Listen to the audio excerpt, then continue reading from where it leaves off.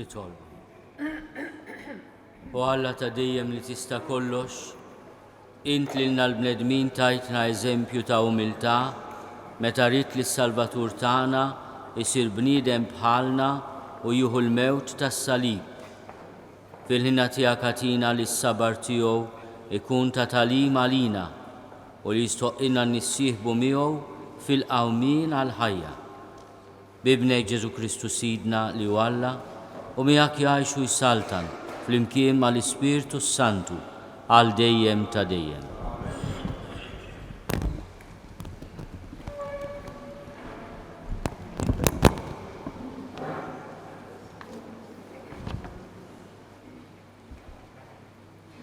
Qari mill-ktieb tal-profeta Iżajija. Sidi l-mulej tal-insin ta' wieħed jitgħallem biex nara f'nejn lill-għajjien b'xi kelma. Ta' kull filgħodu iqajjimli l-widinti biex nisma' bħal wieħed jitgħallem. Sidi l-mulej fetaħ li widinti u jiena ma webbist rasi, ma rġajtx lura. Tajdar lil dawk li kienu jsawtuni, ħaddejja lil dawk li kienu initfuli l-ħiti. Ma ħbejtx wiċċi mit-tajjir u l-bżieq. Sidi l-mulej jenni, għalhekk ma nitħawwaġġ, għalhekk għamilt wiċċi b'ħażniet, għax naf li ma jkollix imniex nistħi. Il-kelma tal-mulej.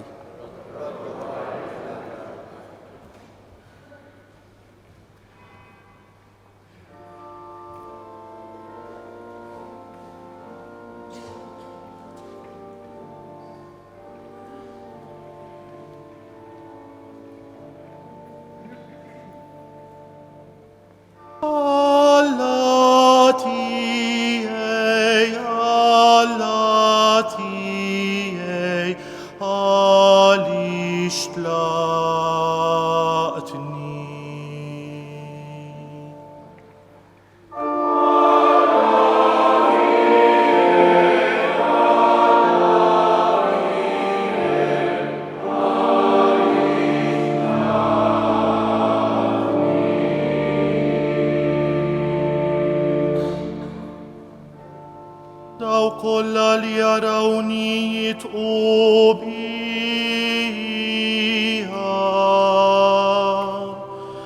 jgħajbuni ħarqu rashom u jgħidu.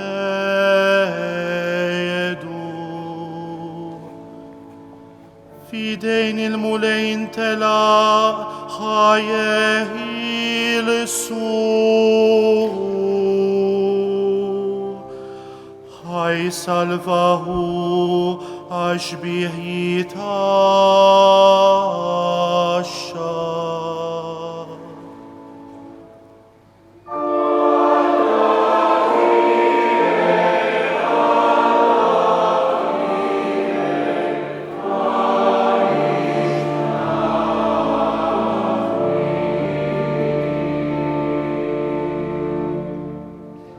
Ara il-klib daru miej,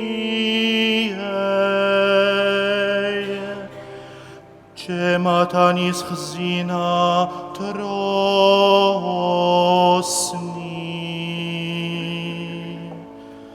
Tabu l-idejja u riġlejja,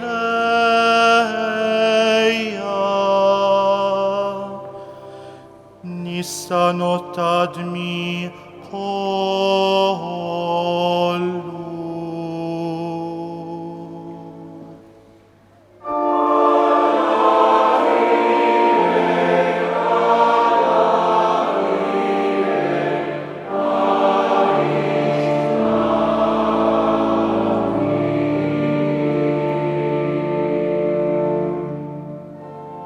Ħwejġi qasmu bejniethom,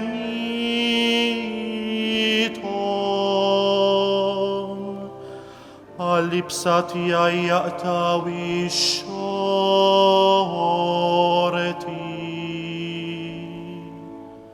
Imma int mulej la tidbejġ, għajnuna tiegħi fittex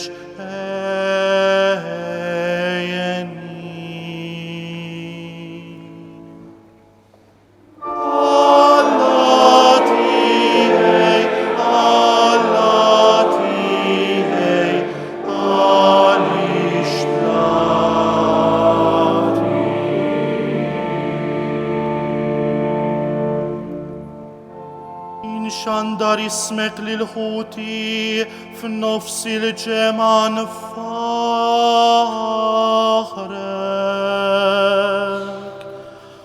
فخر الملي انتم لي عندكم البساتي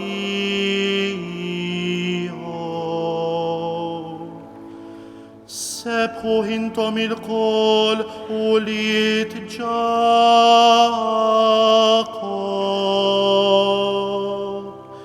يبزاو من انتم الكل نسلتا إسرائيل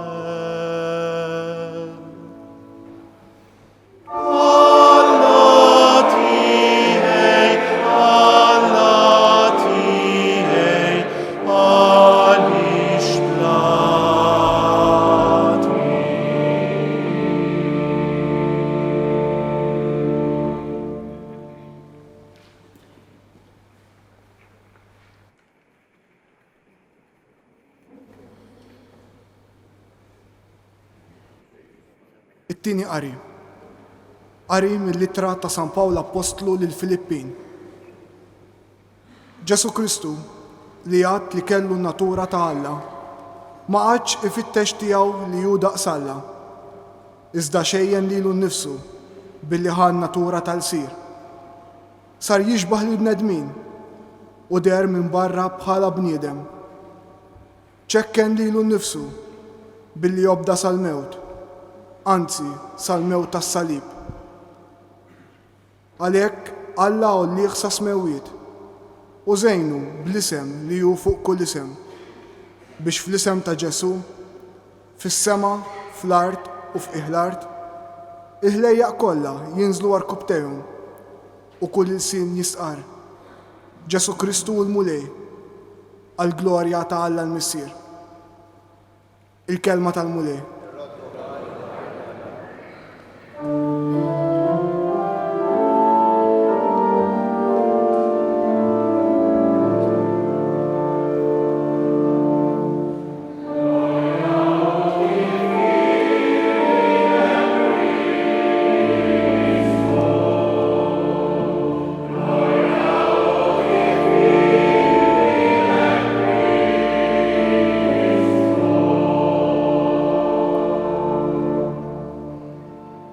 Minħabba fina Kristu obda sal-mewt, anzi sal-mewt tas-salib. Għalhekk Alla għollih sa smewit u żejnu bl-isem li hu fuq kull isem.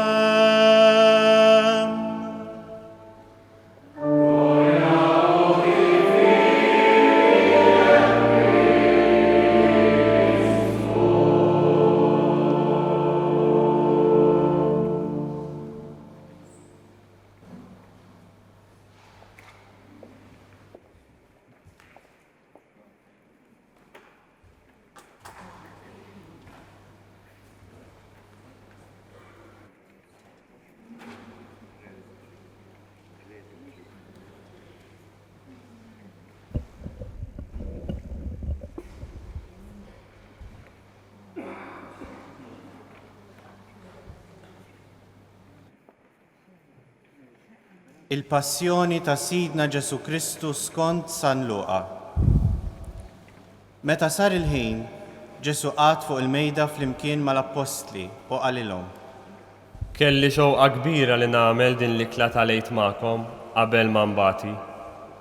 Għaliex ngħidilkom, din l-ikla min issa nagħmilha iżjed sa ma tkun seħħet għal kollox fis-saltna ta' Alla. U qabad kalċi, ratt il-ħajr u qal: Ħudu dan il-kalċi u aqsmuh bejnietkom. Għaliex ngħidilkom, Min issa l-qoddim ma nixrobx iżjed mill-frott tad-dilja sa ma tiġi s-saltna ta' Alla.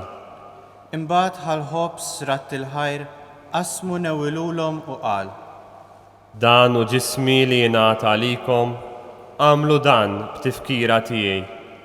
Hekk ukoll wara l-ikla ħal-kalċi u qal: Dan il-kalċi huwa l-patt il-ġdid b'demmi, id-demm li jxerret għalikom. Imma raw, id dak li se jitradini qiegħda miegħi fuq il-mejda. Għax tassew li bin il-bniedem imur kif hemm maqtuħ, imma ħażin għalih dak il-bniedem li jitradih. Huma għalhekk bdew jistaqsu lil xulxin min minnhom kien se jagħmel dan. Inqalet ukoll kwistjoni bejniethom dwar min minnhom kellu jinżamm bħala l-akbar wieħed, imma hu qalilhom: Fost il-pagani islaten jaħkmu fuq in-nies u dawk li jħadmu s-seta fuqhom isejħulhom benefatturi. Intom mhux hekk, imma l-akbar fostkom għandu jġib ruħu tal-iżgħar wieħed u minu fuq l-oħrajn iġib ruħu ta' għaddej. Għax minnu l-akbar, dak li jkun fuq il-mejda jew dak li jkun qiegħed jaqdi. Mhux dak li jkun fuq il-mejda, imma jien qiegħed fostkom nagħmilha ta' għaddej. Intom imbagħad, intom dawk li żammejtu sħiħ miegħi fit-tiġrib kollu li ġie fuqi. U bħalma missieri ħejja saltna lija, hekk ukoll jien inħejja likom biex tieklu u tixorbu fuq il-mejda miegħi f'saltnati u toqgħodu fuq tronijiet biex tagħmlu ħaqq mit-12 il-tribu ta' Iżrael. Xmun, ara, ix-xitan ridkom fidejh biex jaddikom mill-arbil bħal qamħ, imma jien tlabt għalik biex il-fidi tiegħek ma tiġix nieqsa. Inti mbagħad meta terġa' lura s-sewwa wettaq lil ħutek. Qallu Xmun: Mulej, jien lest li miegħek niġi saħansitra l-ħabs, lest li nieħu l-mewt ukoll. Imma Ġesu qallu: Ngħidlek Pietru, li llum qabel ma jidden is-serduq tkun ċħadd tal 3 darbiet li inti tafni. Imbagħad qalilhom: Naqsitkom xi ħaġa meta bagħtkom bla borża u bla ħorġa u bla qorq. Huma wiġbuh. Ma naqasna xejn. Qalilhom Ġesu: Imma issa min għandu borża jqis li joħodha miegħu u min għandu ħorġa wkoll. U min m'għandu sejf ibih il-libsa ta' fuqu u jixtri wieħed. Għaliex ngħidilkom, jeħtieġ li jseħħ fija dak li hemm miktub, jiġifieri li kien magħdud mal-ħżiena. Ta' bilħaq, dak li hemm miktub fuq jseħħ. Qalulu d-dixxipli: Mulej, ara, hawn żewġ isjuf hawnhekk. Qalilhom Ġesu: Biżżejjed. Imbagħad ħareġ u mar bħas-soltu fuq l-għolja taż-żebbuġ u d-dixxipli wkoll marru miegħu. Kif wasal hemmhekk qalilhom: Itolbu li ma tidħlux fit-tiġrib. Imbagħad tbiegħet minnhom daqs tefa ta' ġebla u nxteħet għall-kubtejħ jitlob u jgħid: Missier, jekk inti trid, warrab minni dan il-kalċi, iżda tkun magħmula rieda tiegħek u mhux tiegħi. Derlu anġlu mis-sema biex jagħmillu l-qalb, imma hu ħass dwejjaq tal-mewt fuqu u beda jitlob ħerqa akbar. L-araq sarlu bħal qtar tad-demm iċarċar sal-art. Imbagħad qam it-talb, mar ħdejn id-dixxipli u sabhom reqdin minħabba swit ta' qalb u qalilhom: Kif? Irqattu? Qumu jitolbu biex ma tidħlux fit-tiġrib. Kif kien għadu jitkellem, waslet ġemma nies. Quddiem kien hemm dak li jismu Ġuda, wieħed mit-12, u dan resaq lejn Ġesu biex ibusu. Imma Ġesu qallu: Bewsa żil Ġuda biex titradih lil bin il-bniedem. Dawk ta' madwaru, meta raw x'kien ġej qalulu: Mulej, tridx nagħtu bis-sejf. U wieħed minnhom ta' daqqa ta' sejf lil qaddej tal-qassis il-kbir u qatalu barra widintu l-leminija. Imma Ġesu qal: Ifqu, biżżejjed. U messlu widintu u fejqu. Imbagħad Ġesu qal lill-qassisin il-kbar, lill-uffiċjali tat-tempju u lix-xjuħ li ġew għalih.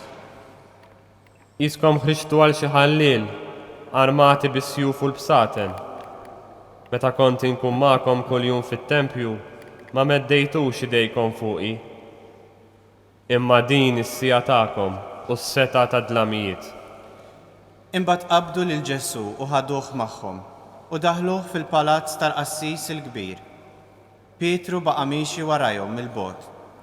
Meta mbagħad qabdu n-nar f'nofs il-bitħa u nxteħtu bil-qiegħda madwaru, Pietru mar qgħad bil-qiegħda f'nofshom. Imma kif kien hemm bil-qiegħda ma' ġenb in-nar, ratu waħda għaddejja, waħlet għajnejha fuqu u qalet: Dan ukoll kien miegħu. Iżda hu ċaħat u qalilha. Mara, anqas biss nafu. Wara ftit raħ xi ħadd ieħor u qallu. Intu kol wieħed minnhom. Imma Pietru wieġbu: Le sieħeb, minix. Għaddiet xi siegħa u reġa' kien hemm ieħor li beda jisħaq u jgħid: Iva, tassew, dan ukoll kien miegħu, għax dan ukoll mill-Galilija. Iżda Pietru qallu: Ma nafx inti tgħid sieħeb. U minnu fih kif kien għadu jitkellem, is-serduk idden. U l-mulej dar u ħares lejn Pietru. U Pietru ftakar fil-kelma li l-mulej kien qallu: Illum, qabel ma jidden is-serduk, inti tkun ġaġ ħatni 3 darbiet. U ħareġ il-barra jibki b'qalbu maqsuma. L-irġiel li kienu qegħdin iżommu lil Ġesu bdew jadduh biż-żuffjett u jsawtuh u għattewlu wiċċu u bdew jistaqsuh u jgħidulu: Aqta' minn tajjilek din id-daqqa. U għadu jajruh b'ħafna kliem ieħor. Meta sebaħ, iltaqat il-ġema tax-xjuħ tal-poplu, il-qassisin il-kbar u l-kittieba, u ħadu lil Ġesu quddiem is-sinedriju tagħhom u qalulu: Jekk inti l-Messija, ejdilna. Iżda hu weġibhom: Jekk ngħidilkom ma temnux, jekk nistaqsikom ma tweġbux. Imma min istal quddiem bin il-bniedem ikun bil-qiegħda in-naħa tal-lemin ta' Alla li jista' kollox. U l-koll qalulu. Int mela li ben ta' Alla. Qalilhom Ġesu. Intom stess qegħdin tgħiduh, iva jien. U huma qalu: Xi ħtieġa għandna iżjed ta' xhieda, għax smajnija aħna minn fommu stess. Imbagħad qamet il-ġema kollha u ħaduh għand Pilatu. U bdew jakkużawh u jgħidu: Aħna sibna li dan il-bniedem qiegħed ixewwex lil ġens tagħna u mhuwiex iħalli lil min iħallas it-taxxa lil Ċesari u li qiegħed jgħid li hu l-Messija Sultan. Pietru staqsih u qallu: Inti s-Sultan tal-Lut? U hu wieġbu: Int qiegħed tgħidu. Pilatu qal lill-qassisin il-kbar u lill-kotra tan-nies: Ebda ħtija ma nsib f'dan il-bniedem. Iżda huma baqgħu jinsistu u jgħidu: Qiegħed ixewwex lil poplu u jgħallem fil-ludija kollha, ibda mill-Galilija sa hawnhekk stess. Kif sema dan, Pilatu staqsa jekk dak ir-raġel kienx mill-Galilija, u meta sar jaf li hu kien min-naħa li kien jagħmel minnha Erodi, batu qudiemu, għax f'dawk il-jiem Erodi wkoll kien Ġerusalemm. Erodi feraħ ħafna meta ra lil Ġesu, għax minn dak li kien sema fuqu kien ilu żmien jixtieq jarah, bit-tama li jara li jagħmel xi sinjal. U għamillu bosta mistoqsijiet, imma Ġesu ma wieġbu xejn. Il-qassisin il-kbar u l-kittieba b'saħna kbira fuqhom għadu jakkużawh. Imma Erodi flimkien mas-soldati tiegħu beda jżebilħu jgħaddih biż-żuffjett, libsu libsa ta' kuluri lellex u reġa' batu quddiem Pilatu. Issa Erodi u Pilatu fl-imoddi kellhom għal xulxin, imma dakinhar saru ħbieb. Pilatu sejjaħ flimkien il-qassisin il-kbar, il-kapijiet u l-poplu u qalilhom: Ġibtuli quddiemi lil dan il-bniedem bħala wieħed li qiegħed ixewwex lil poplu. Ara, jiena stħarrixtu quddiemkom fuq l-akkużi li qegħdin iġibu kontra tiegħu u ma sibt ebda ħtija fih. U anqas Erodi ma sab, għax raġabatu quddiemna. Qegħdin taraw mela li ma għamel xejn li ħaqqu l-mewt. Għalhekk nagħtih iswat u nitilqu. Iżda huma qabdu jgħidu l-kol f'daqqa: Għatih il-mewt lil dan, itilqilna l-Barabba. Dan Barabba kienu tefawh il-ħabs minħabba rewwixta li kienet qamet fil-belt għax kien qatel. Pilatu, billi rid jitlaq lil Ġesu, olla leħnu u reġa' kellimhom. Iżda huma qabdu jgħidu aktar minnu u jgħidu. Salbu, salbu. Għat-tielet darba qalilhom. Imma dan x'għamel ħażin. Ma sibt fih ebda ħtija li ħaqqa l-mewt, mela nagħtih iswat u nitilqu. Iżda huma b'ħafna jgħat baqgħu jinsistu jitolbu li jkun imsalla, sakemm fl-aħħar għaddiet tagħhom. Għalhekk Pilatu qataħħa li jsir kif talbu huma. Telqilhom lil min talbu, jiġifieri lil dak li kien mitfuh il-ħabs minħabba rewwixta u qtil u lil Ġesu tajulhom bħalma xtaqu.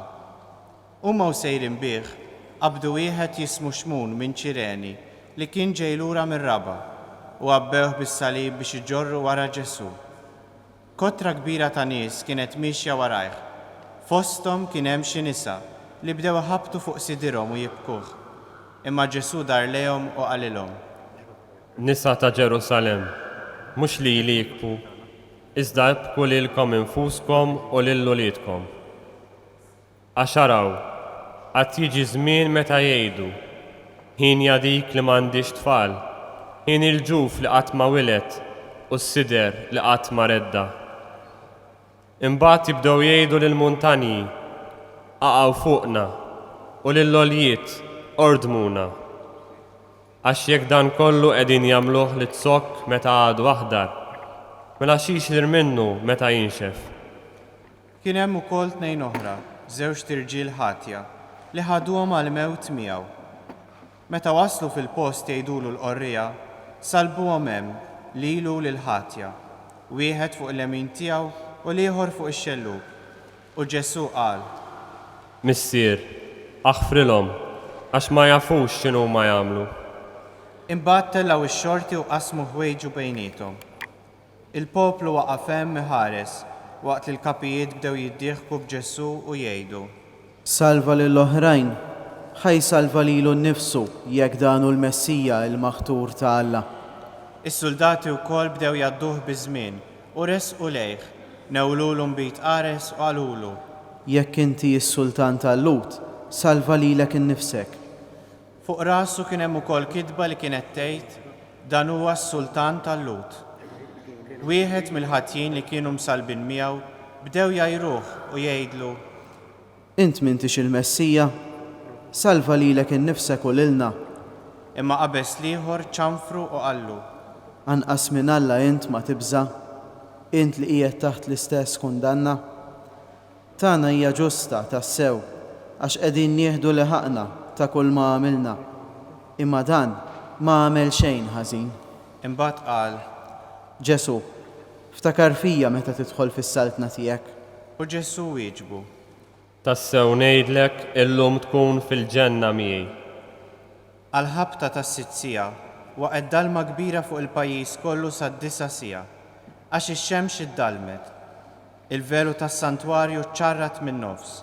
Imbagħad Ġesu għajjatajta kbira u qal: Missier, fidejk jien nerħi ruħi. U kif qalek ħarġet ruħu.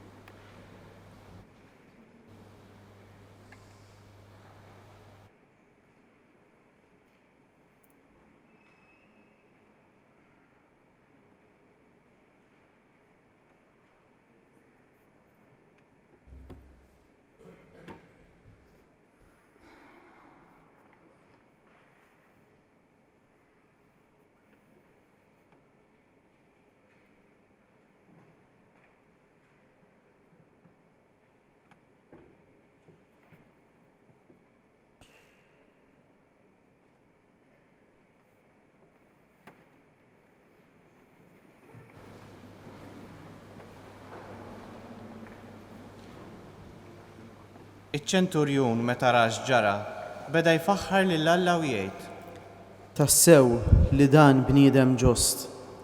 U n-nies kollha li kienu nġabru hemm biex jaraw, meta raw dawn il-ġrajja, reġgħu lura jħabbtu fuq sidirhom. Dawk kollha li kienu jafuh għadu jaraw kollox mill-bogħod. Hekk ukoll xi nisa li kienu ġew warajh sa minn meta kienu għadu fil-Galilija. U kien hemm wieħed jismu Giuseppi, membru tal-Kunsill, imma raġel tajjeb u ġust, li ma kienx qabel mal-membri l-oħra f'dak li riedu u f'dak li għamlu.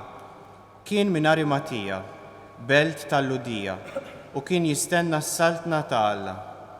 Dan mar għand Pilatu u talbu l-ġisem ta' Ġesu. Niżlu mis-salib, kefnu fl-iżar u qegħdu f'qabar maqtuħ fil-blat li fih kien għadu ma tqiegħed ħadd. Dakinhar kien jum it-tħejjija u s-sibt kien għoddu beda. In-nisa li kienu ġew mill-Galilija ma' Ġesu marru wara Giuseppi u raw il-qabar u kif kienu qiegħdu l-katavru.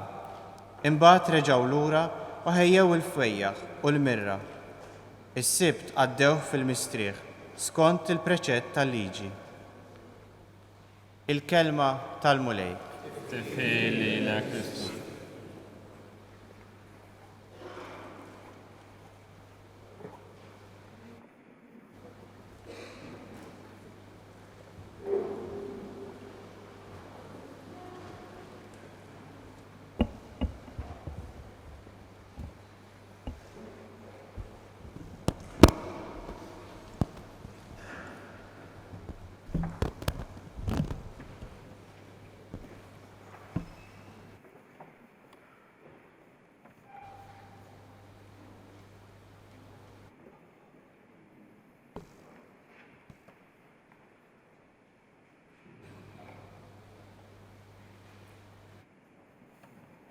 Permettu li noffri riflessjoni qasira dwar il-kelmiet li Ġesu ilissen fuq is-salib fil-passjoni skont San Luqa. Aħna imdorrijin nimmeditaw fuq is-seba' kelmiet ta' Ġesu u l-Vanġeli jagħtuhomna kontribuzzjoni differenti. Kull Vanġelu jagħtina kelma għażiża ta' Ġesu fuq is-salib. U l-ewwel kelma li Ġesu jgħid fuq is-salib fil-Vanġelu ta' San Luqa hija kelma ta' maħfra. Aħfrilhom missier għax ma jafux x'inhu ma jagħmlu. Il-kelma tal-imgħallem li toffri difiża għal min waslu biex jissallab fuq is-salib. Mhijiex kelma ta' kundanna, mhijiex kelma li titlob vendetta, imma hija kelma ta' avukat li jipprova jagħti raġuni għaliex min salbu m'għandix jiġi kondannat. Aħfrilhom għax ma jafux x'inhu ma jagħmlu. Hija kelma li tibqa' tidwi kull meta il-bniedem jakkes lil bniedem ieħor, kull meta l-insara jiġu persegwitati, kull meta Ġesu ikollu jirrepeti il-kliem li qal lill-Apostlu missierna fit-triq ta' Damasku, Sawlu, Sawlu, għaliex qiegħed tippersegwitani. Imma fl-istess ħin li wieħed jara fil-verità jitlob il-maħfra. Aħfrilhom għax ma jafux x'inhu ma jagħmlu. Din l-għajta li titlob maħfra lil Alla hija għajta urġenti.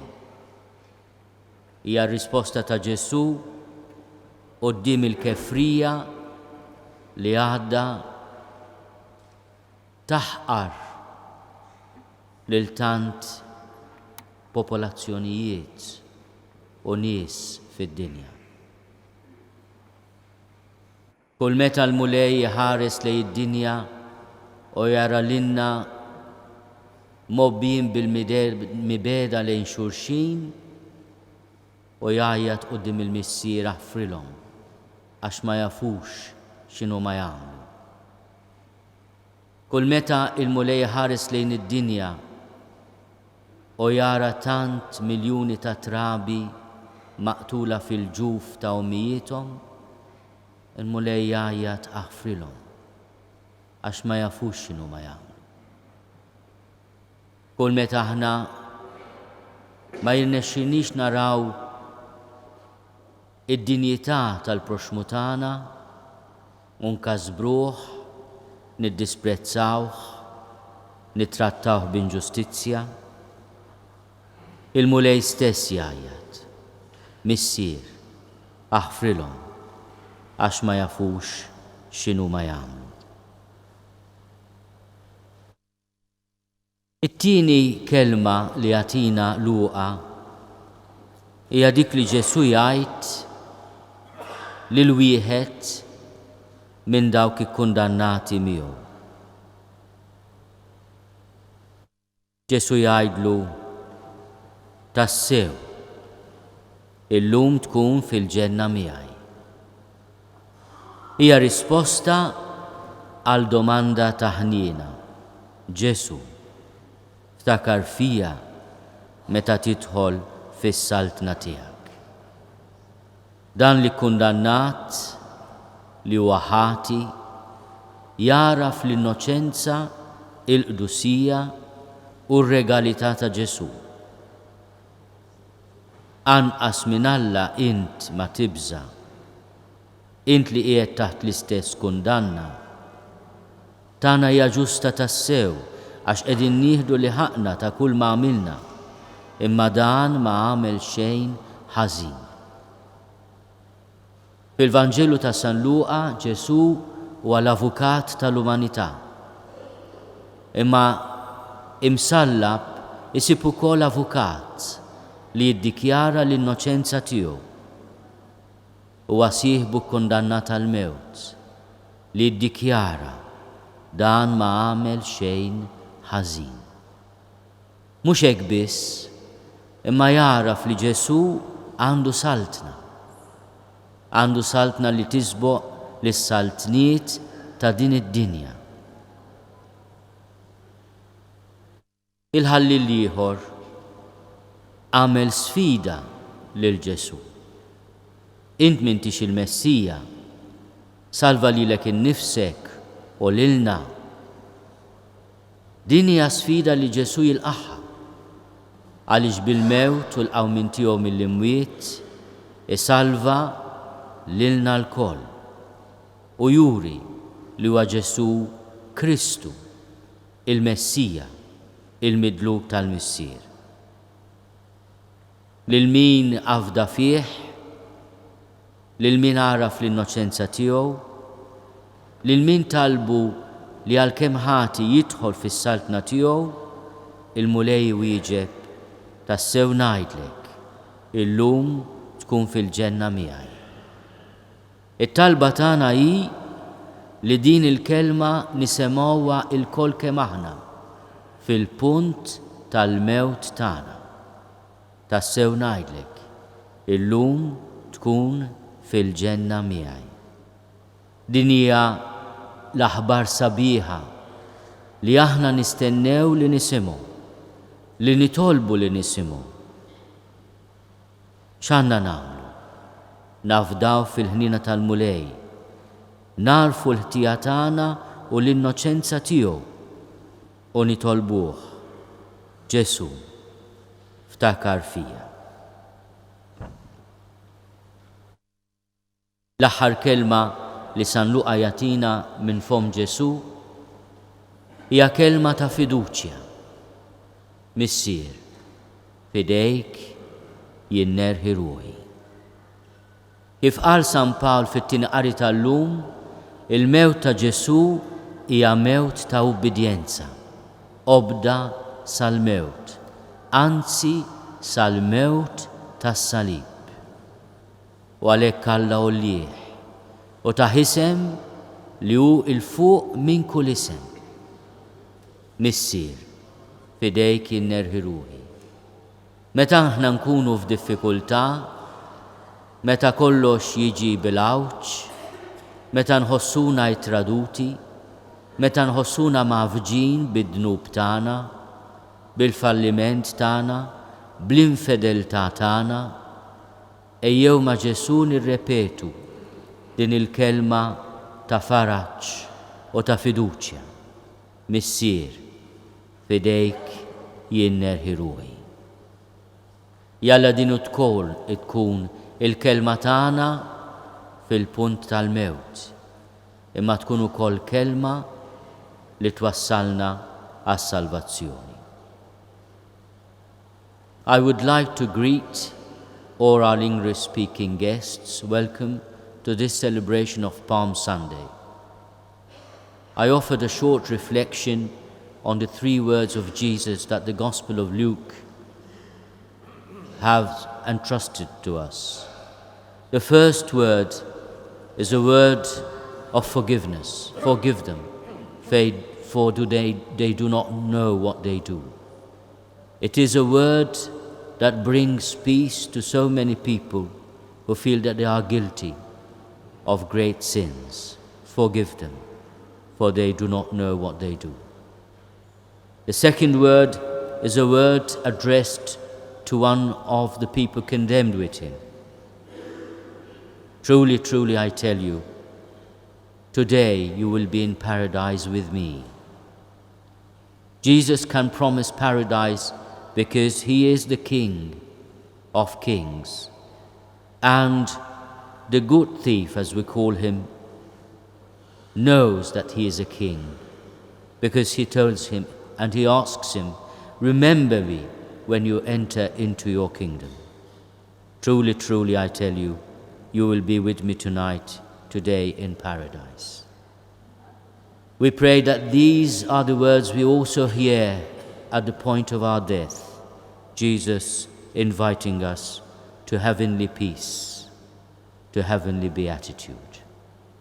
And the last word of Jesus, Luke tells us, is a prayer that entrusts Jesus' life and his destiny to the Father. Father, to you I commend myself. May that prayer be a prayer that accompanies us in all the moments of our lives, both prosperous and difficult. May we live as Jesus lived a life of obedience to the Father, as he taught us. Our Father, who art in heaven, thy will be done. Father, into your hands I commend my spirit.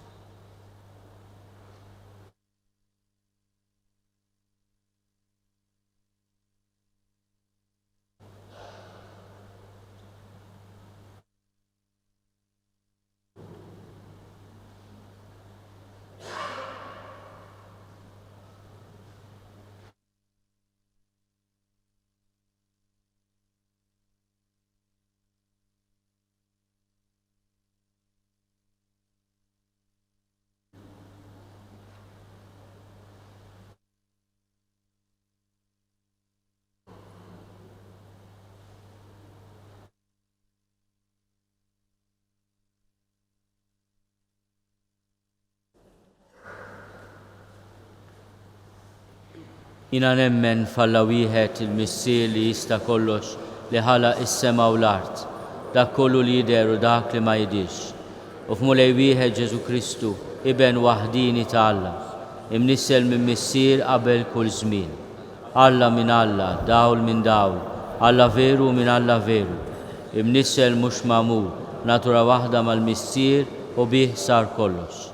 Niżel mismewit għalina l-bnedmin u għall-fidwa tagħna. U ħal-ġisem bis-seta tal-Ispiritu Santu minn Marja Verġni u sar bniedem. Salbu ħalina bata taħt Ponzju Pilatu, mietu difnu. U fit-tielet jum qam minn bejn l-imwiet skont il-kodba mqazza. U tela s-sema u jgħat fuq l-emin tal-missier. U għandu jerġa' jiġi bil-glorja biex jagħmel mill-ħajjin u mill-mejtin u s-salbna tiegħu ma jkollix tmiem. U fl-Ispirtu Santu mulej li jagħti l-ħajja li ġej mill-missier u mill-liben li hu meqjum u mweġġaħ flimkien mal-missier u mal-liben u li tkellem fom il-profeti. U fi Knisja waħda, qaddisa, kattolika, apostolika, nisqar mudija waħda għal maħfra ta' dnubiet u nistenna l-qawma mill-imwiet u l-ħajja ta' żmien li ġej. Amen.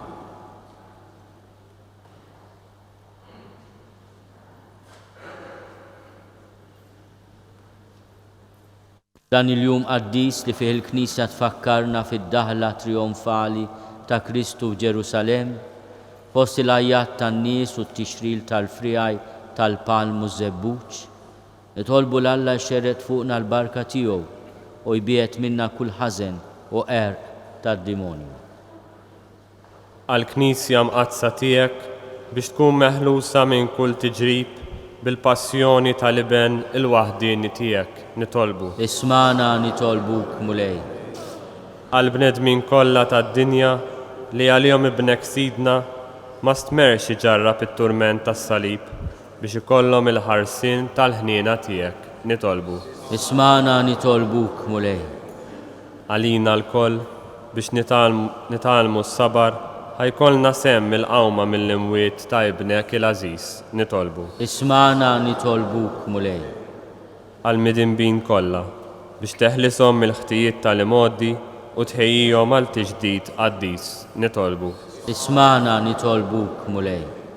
Għal dawk kollha li qatt marfux liben il-waħdini tiegħek biex huma wkoll jarfu l-kobor tal-imħabba tiegħu għalina, imħabba li waslitu fuq il-ewda tas-salib nitolbu. Ismana nitolbuk mulej. Ħares nitolbuk mulej lejn il-familja tiegħek li għalija Sidna Ġesu Kristu ma stmerx jagħti ruħu fidejn l-edewwa tiegħu u jġarrab it-turment tas-salib u li miegħek jgħixu jsaltan għal dejjem ta' dejjem.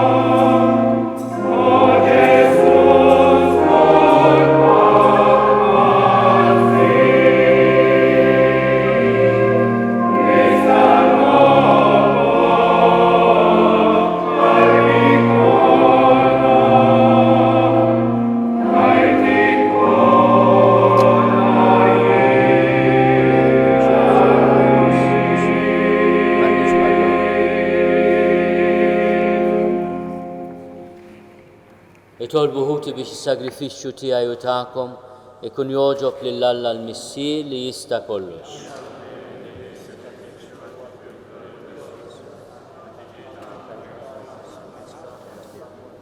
Għal-passjoni ta' ibnek il-waħdini taffi issa mulej il-korla tiegħek għalina.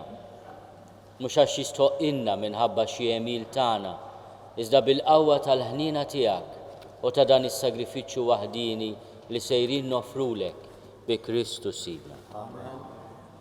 Il-mulej magħkom. Nerfgħu qlubna l fuq. Niżuħaj lill-mulej Alla tagħna. Sewwa u xiraq tas-sew mulej missier qaddis, Alla ta' dejjem li tista' kollox. Tajjeb u taġid tas-salvazzjoni tagħna li dejjem u kullimkien inroddulek ħajr bi Kristu Sidna. U li ma kellux ħtija oġbu jbati għal-ħatja u għal-ħżina jilqa' kundanna li ma kienx ħaqqu. Bil-mewt tiegħu ħassar il-ħtijiet tagħna u bil-qawmin tiegħu għal-ħajja kiseb għalina il-ġustifikazzjoni. Għalhekk flimkien mal-anġli kollha aħna wkoll infaħruk u b'ferħ kbir intennulek.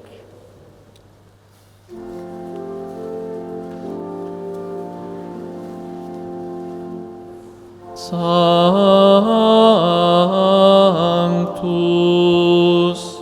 Sanctus, Sanctus.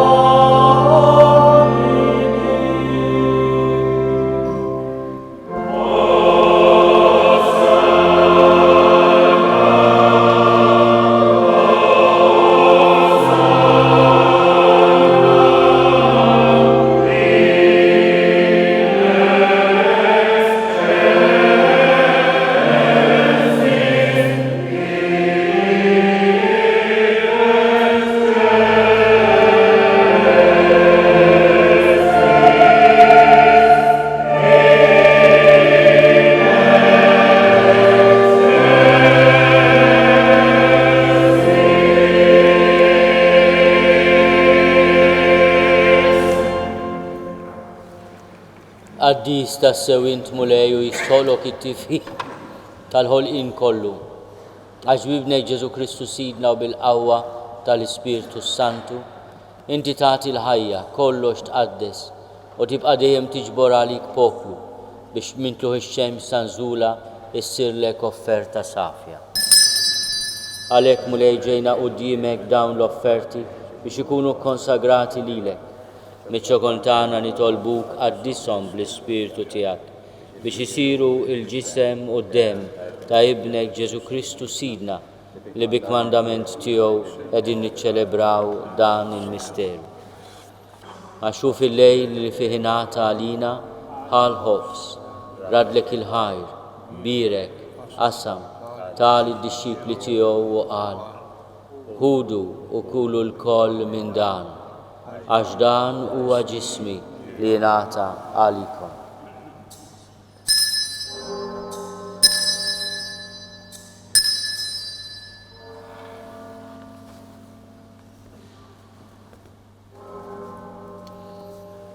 Ekku kol wara l-ikla ħal-kalċi, reġa rat il-ħajr, birek tal disċipli tiegħu u qal, ħudu u ixorbu minnu l-koll, għax dan huwa l-kalċi ta' demmi, tal-patt il-ġdid li jibqa' għal dejjem.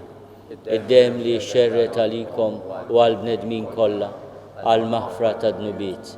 Għamlu dan tifkira tiegħi.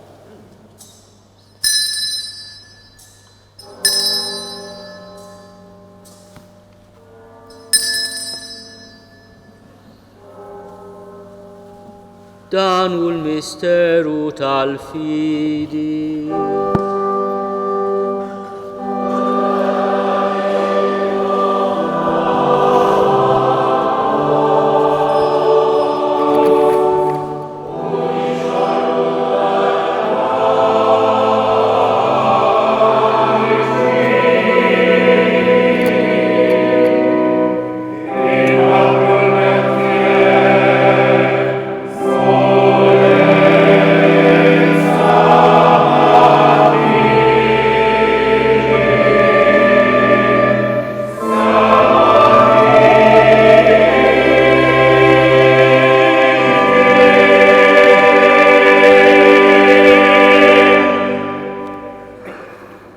Għalhekk mulej aħna u nagħmlu dan tifkira tal-passjoni li biha ibnek fdina u tal-qawmin u tluħ glorjus tiegħu fis-sema. Aħna li qegħdin nistennew u nittamaw it-tieni miġja tiegħu. Bratti l-ħajr nofrulek dan is-sagrifiċċju ħaj u qaddis.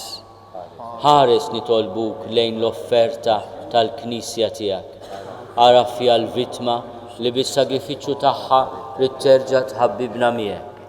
Għamel li aħna li se nissaħħu bil-ġisem u d-dem ta' ibnek, nimplew bl-ispirtu qaddis tiegħu u nkunu ġisem wieħed u ruħ waħda fi Kristu.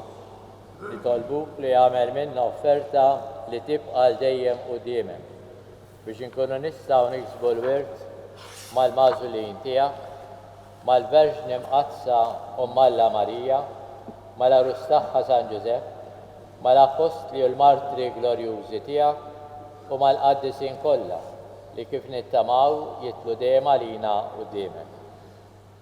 Għamel nitolbuk mulej din il-vittma li terġa' tħabbibna miegħek u ntasimu salvazzjoni għad-dinja kollha. U t-tawfiq tiġdi minħabba l-Knisja tiegħek u l-mixaħa fid-dinja, il-qadi tiegħek il-Papa Franġisku, is-Qotonat Charles, l-isfijiet u l-Ministri kollha tiegħek u l-poplu kollu li inti ksibt għalik. Il-qabit ibattak u xewqat mill-familja li inti qiegħed tinġabar madwarek. Għadek mis-serħanin u l-udek kollu l-kwen jisabu u għadhom miegħek il-koll. Ħenna l-ħutna mejtin u l-daw kollu ħallew li naħajju fis-sewwa tiegħek, naħħanu fis-saltna tiegħek, fejn nittamaw li aħna kollha tnassnu biex il-kol flimkien nitax u għaddiem bis-sebt tiegħek bi Kristu Sidna bli bih nfawwar id-dinja kull ġid. Bi Kristu ma Kristu fi Kristu, jingħata lilek Alla missier li tista' kollox, flimkien mal-Ispirtu Santu, kull ġieħu glorja għal dejjem ta' dejjem.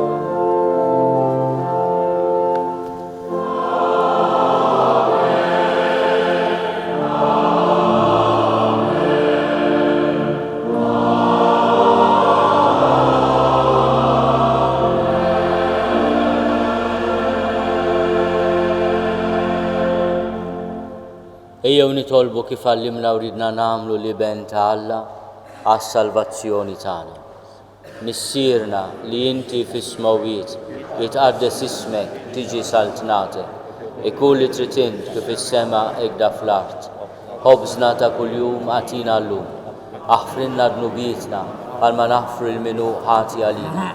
La ddaħħalniex fit-tiġrib iżda eħlisna mid-deni. Eħlisna nitolbuk mulej minn kull deni. Għatina fit-tiebu ħnina tiegħek il-paċi fi żmienna biex inkunu ħielsa dejjem mid-dnub u mħarsa minn kull inkwiet. Aħna nistennew u nittamaw ilena u l-miġja tas-Salvatur tagħna Ġesu Kristu. Mulej Ġesu Kristu li għadt lill-Apostli tiegħek, inħallilkom is-sliem nagħtikom is-sliem tiegħi.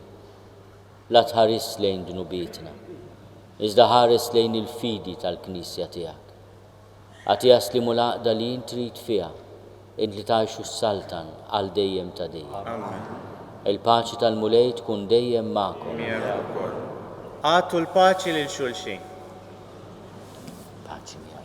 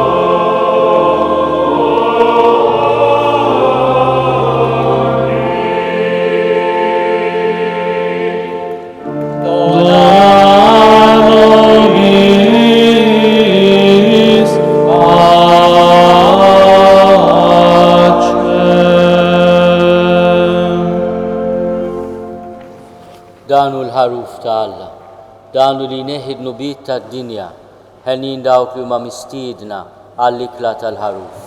Mulej ma jisoqlix li tidħol taħt is-saqaf tiegħi, iżda biss kelma waħda u ruħi tkun infejja.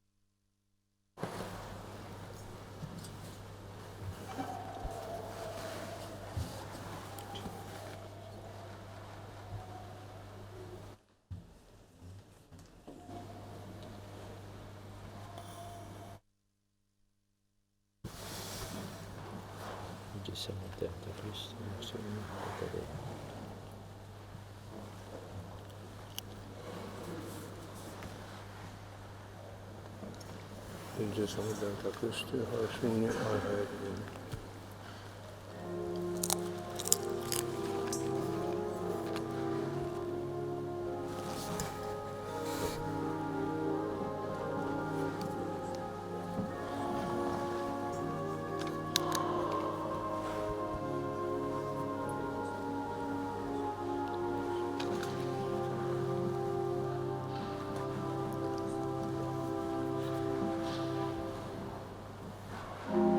Sì.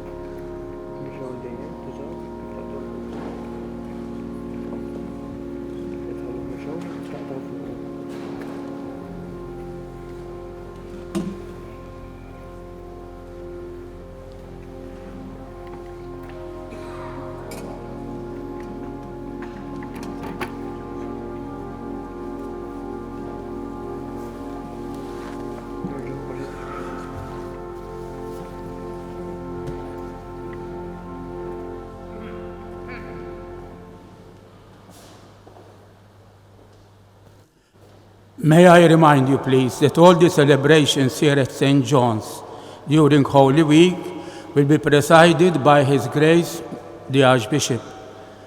And the program is this. Next Wednesday, His Grace, the Archbishop will lead the Way of the Cross, organized by the Archdiocese. It starts at 7:30 at the village of Zebbuch, near the Detox Center of St. Blas, and ends at the Church of Our Lady of Graces in the same village. Next Thursday, Thursday, there are two celebrations. The morning celebration starts at 9:15, when His Grace blesses all the holy oils, and we priests, we renew our priestly vows. In the evening, the main celebration in commemoration of the institution of the Blessed Sacrament of the Holy Eucharist starts at 6:30. On Friday, the solemn commemoration of our Lord's death, there is a day of fasting and abstinence, and the afternoon celebration starts at 3:30. On Holy Saturday, the Easter Vigil starts at 8 in the evening, and during which there are two adults who are receiving the Holy Sacrament of Baptism. Then on Easter Sunday, this main celebration starts at 9:15, in which His Grace will also impart the apostolic blessing. In the evening Mass will be at 6 instead of 5:30, since next Saturday we change to the summertime. Mela il-funzjonijiet kollha fil-Konkatedrali mexxihom Monsignor Arċisqof flimkien mal-Kapitlu. Nhar l-erba' l-Arċisqof se jmexxi l-Via Sagra Dioċeżana li ssir tibda fis-7:30 fir-raħal ta' Zebbuċ dejn id-Detox Center ta' San Blas u tispiċċa quddiem il-Knisja tal-Grazzja.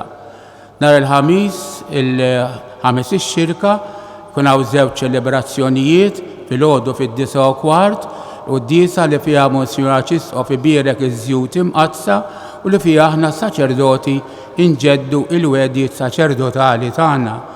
Fl-għaxija l-quddiesa tabbet tifkira ta' waqqif tal-Ewkaristija li fiha jkun hemm ukoll il-ħasil ta' riġlejn u mbagħad il-proċessjoni u jibdew il-visti dik tibda fis-6:30 nhar il-ħamis. Nhar il-ġimgħa tifkira solenni tal-mewt tal-mulej hemm l-obbligu tas-sawm ma jistax jittikellaha minn dawk li huma obbligati. Il-funzjoni prinċipali wara l-ofsinhar tibda fit-3:30 u nhar Sibt Lejt il-funzjoni tal-bġieli tal-Lejt tibda fit-8 li fiha għandna żewġ adulti kbar li se jirċievu s-sagrament tal-Magħmudija. Nhar il-Ħadd Ħadd Lejt il-funzjoni prinċipali l-quddiesa solenni tal-qawmien tal-imwiet tal-mulej tibda fid-9:15 u fiha Monsignor Arċisqof jagħti l-barka apostolika. Fl-għaxija nhar il-Ħadd fil-Konkatedral nibdew il-quddiesa fis-6 flok fil-5:30 billi nhar is-Sibt bil-lejl naqilbu għal ħin tas-sajf. Grazzi.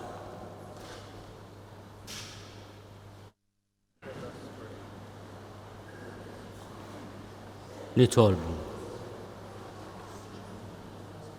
Issa li tqarbilna bid-don qaddis tiegħek fiċ-ċokontana mulej nitolbuk biex bħalma bil-mewt ta' ibnek tajtna t-tama tal-ħwejjeġ li nemnu, hekk ukoll bil-qawmin tiegħu għall-ħajja twassalna għal premju li lejh aħna mixja bi Kristu Sidna.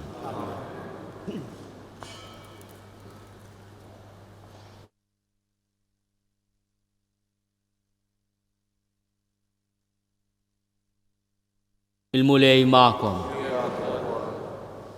Alla l-missier ta' kull ħnina li bil-passjoni ta' ibnu ta'kom eżempju ta' mħabba, jatikom li taqdu lill-Alla u lill-bnedmin u tiksbu d-don kbir tal-barka tiegħu. Iwassalkom għal ħajja ta' dejjem, lilkom li temnu lill-mewt ta' Kristu teħliskom mill-mewt ta' dejjem.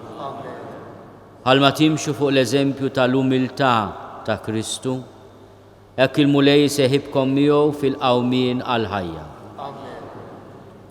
Iberikkom Alla li jista' kollox, il-Missier u l-Iben u l-Ispirtu Santu. Ita